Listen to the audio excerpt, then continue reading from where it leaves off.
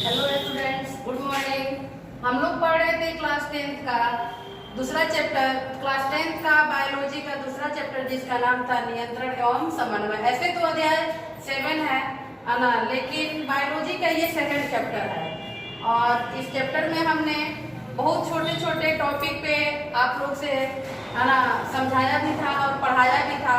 और कल के वीडियो में हमने 8 टॉपिक लिखवाए थे और 8 जो टॉपिक हैं उसमें है रासायनिक नियंत्रण एवं समन्वय है, अनुवर्तन गतियां हैं और है प्रकाशानुवर्तन, गुरुत्वानुवर्तन, रसायनानुवर्तन, जलानुवर्तन, पादप हार्मोन और साइटोकाइनिन के बारे में हमने इसके पिछले वाले वीडियो में पढ़ाया था आप लोगों को।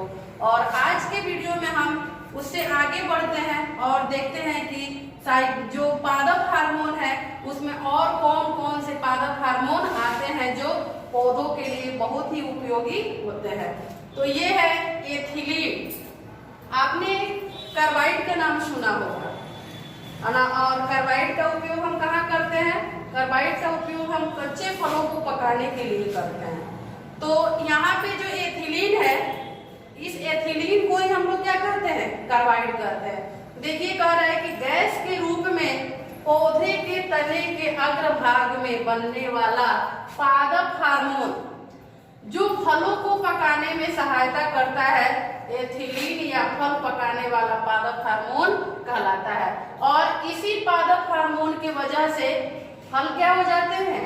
पक जाते हैं। सेकंड नंबर 10 नंबर है वृद्धि नियंत्रक पदार्थ।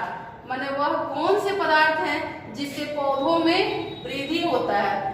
तो देखिए ऐसे कार्बनिक यौगिक जो पौधों में उत्पन्न नहीं होते, वो कार्बनिक यौगिक होते हैं और जो पौधों में उत्पन्न नहीं होते परंतु पादप हार्मोन की तरह कार्य करते हैं, वृद्धि नियंत्रक पदार्थ कहलाते हैं।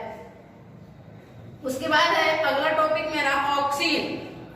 ऑक्सीन देखिए ऑक्सीन का कार्य क्या है पौधों में कि पौधों के स्तंभ शीर्ष पर मुख्यतः संश्लेषित होने वाला पादप हार्मोन जो कोशिकाओं की लंबाई में वृद्धि करता है।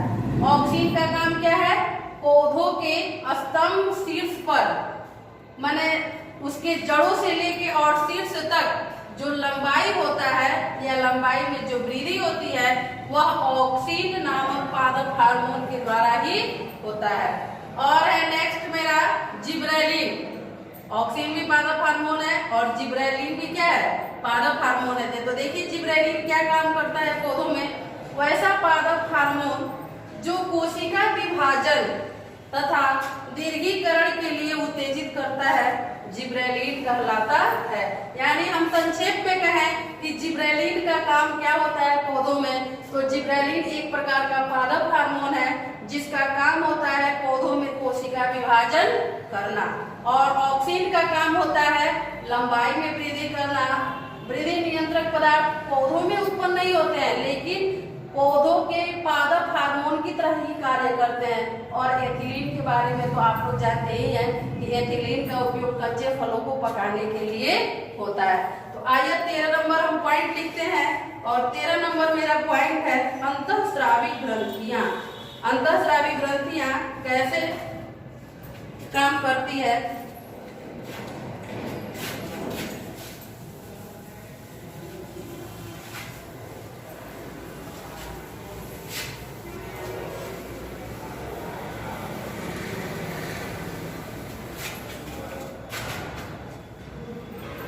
अंतःस्रावी ग्रंथियां 13 है अंतःस्रावी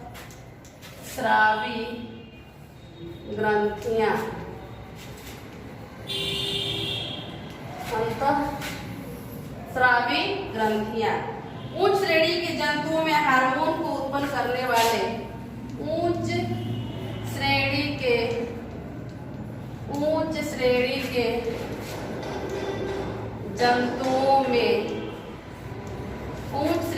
जंतुओं में हार्मोन को उत्पन्न करने वाले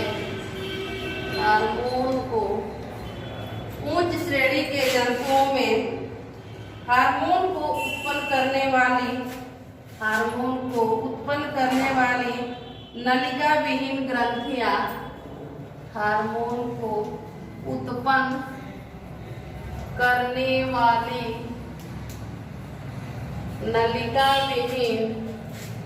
नलिका विहीन माने उसमें नली नहीं होता है, नलिका विहीन ग्रंथियां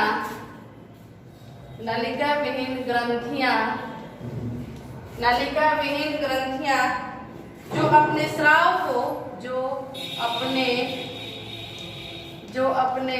स्राव को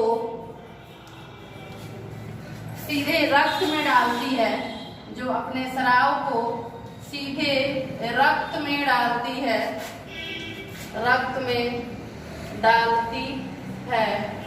अंतःस्रावी ग्रंथियां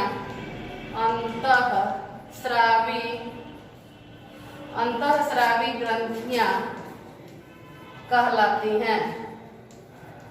अंतःस्रावी ग्रंथियां कहलाती हैं। आइए देखते हैं 14 नंबर पॉइंट है मेरा एक्सान और सिनेप्स। जो आप लोगों को मिलेगा न्यूरॉन, जिसको हम लोग कहते हैं तंत्रिका तंत्र, और उसी का ये अंग है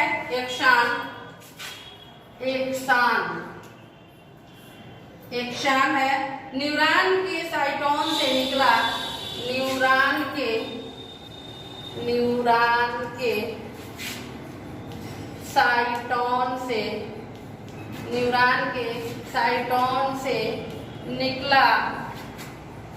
निकला लंबा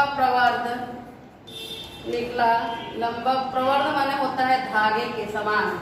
निकला सबसे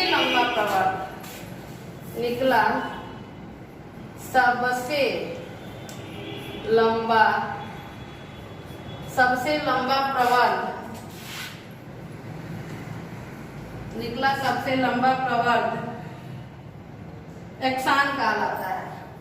प्रवर्ध एक्सान कहलाता है।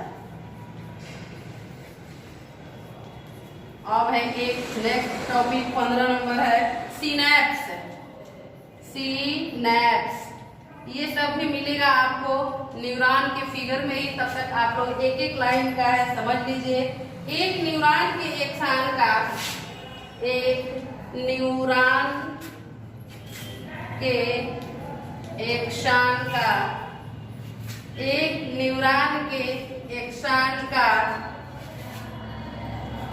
दूसरे न्यूरॉन के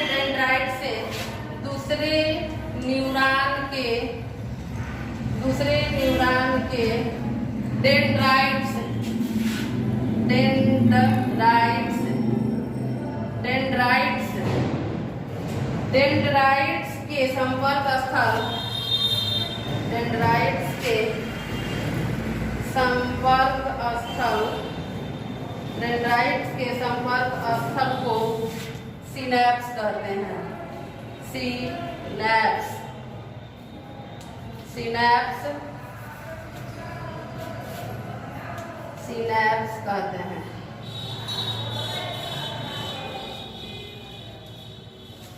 सिनेप्स कहते हैं।